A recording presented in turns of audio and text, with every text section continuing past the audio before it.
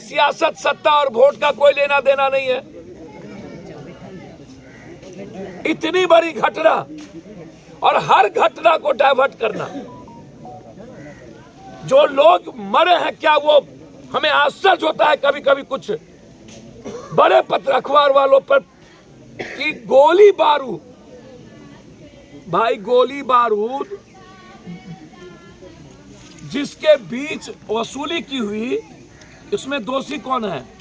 Camp और force रहने के बाद यदि गोली बारूद लगातार मोहन ठाकुर या अलग ग्रुप या उस पार के कुछ क्रिमिनल, दो ताकतवर ग्रुप के बीच में आम आदमी की मौत और प्रशासन मुखदर्शक बने रहना, और कभी भी कानून का डर नहीं, इकबाल नहीं, खौफ नहीं, कंप्लीट कानून बन गया है मोहन ठाकुर, और इसको पूरा प्रोटेक्ट करता है यहां के एमएलसी।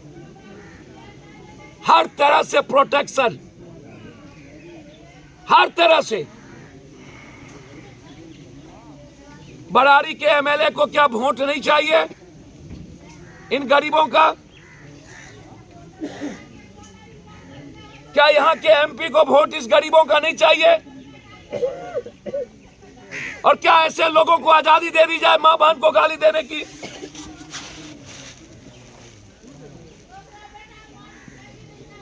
कितने लाश के बाद मोहन ठाकुर मरेंगे, ये हमको मुख्यमंत्री जी और यह सरकार बता दे।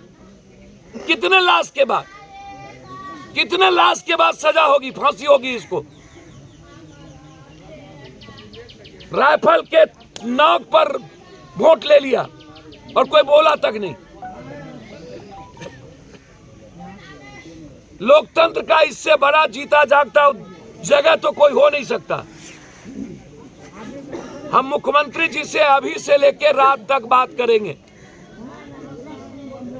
जब तक दीरा आजाद नहीं होगा हम अब चैन से नहीं बैठेंगे। दियारा के एक एक गांव हम बहुत निकट में तय करेंगे जाने का, पैदल। और इस इलाके के दबंगों की से आजादी हमारे जीवन की प्राथमिकता होगा। ये मैं आपको बहुत क्लियर बता देता हूं। अंजाम जितना बुरा हो, या तो हम रहेंगे, हम पैदल चलेंगे, बिना निहत्थे चलेंगे। औकात होगा तो वो गोली चला के देखे। जब तक सरकार, हमारे यहां मैं सीआरपी की मांग करता हूं, यहां या तो दो कैंप, एक कैंप बीएमपी दिया जाए या सीआरपी दिया जाए। लगातार जो लोग इस इलाके में मर्डरर हैं और जिस पर एफआईआर करने की बात थानेदार बुलाता है, कौन एफआईआर करने के लिए थाना जा पाएगा? जब हमारा दूध नहीं जा सकता, जब वो घर ढुकता है, खौफ और डर से कोई बोलता नहीं है मेरा बेटा को मार देगा, कोई जबान सोचता है मेरे बाप को मार देगा, और फिर कोई लाश उठाने वाला नहीं बचेगा। इसके पहले पिंटू यादव विक्रम को मार दिया, क्या हुआ? मिल गई न्याय? भाई हम तो सुन के दबंग अबाक है भाई। मैं सरकार से 20-20 लाख रुपए मुआवजे की मांग मोहन ठाकुर और यहां के दबंग गैंगवार के ग्रुप पर एसपीडी ट्रायल, बीएमपी या सीआरपी का 1 कैंप के साथ साथ सरकार पूरे दियारा में जो दबंगों के पास जमीन हथियाया हुआ है, उससे जमीन लेकर किसानों को और गरीब आदमी के हाथ में जमीन दे। और जो भैंस बाहर से आते हैं या इस इलाके के, उनसे रंगदारी कोई ना मांग सके, इसके लिए आजादी चाहेंगे।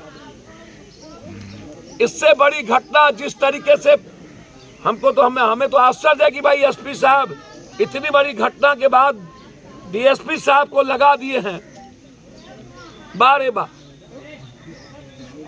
कल फिर एक गैंगवार हो गई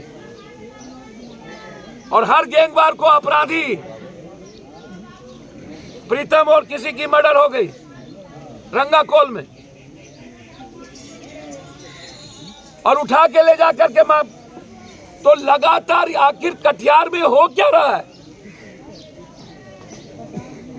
क्या अपराध का सबसे बड़ा इलाका कोसी जोन होता जा रहा है? नेपाल, बंगाल और झारखंड के बॉर्डर चारों तरफ से दबंगों से घिरे हुए हैं। सबको रंगदारी टैक्स चाहिए। मैं हाथ जोड़कर मुख्यमंत्री जी से, मैं सब काम छोड़ के पहले मुख्यमंत्री जी से मिलूंगा इस घटना के लिए। कंप्लीट सरकार का आखिर कारण क्या है? हम अपराध डेली देखते हैं, डेली मर्डर में 20-30 देख रहा हूं, लेकिन इस तरीके से चैलेंज करके मारना, डेली गाली गलौज देना, नित्य क्रिया घर ढुक जाना, जाति सूचक को गाली देना और मारने के बाद बिल्कुल मुख्य कानून और आजाद से सरकार चलाना, इस तरह का दरिंदगी मैंने नहीं देखा। मोहन ठाकुर की शूट एंड साइट का आदेश होना चाहिए गवर्नमेंट की।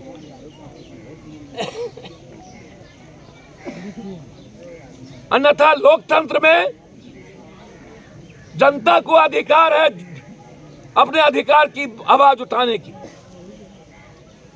बाघ पागल हो जाता है तो आप गोली मारते हैं, हाथी पागल हो जाता है तो गोली मारते हैं।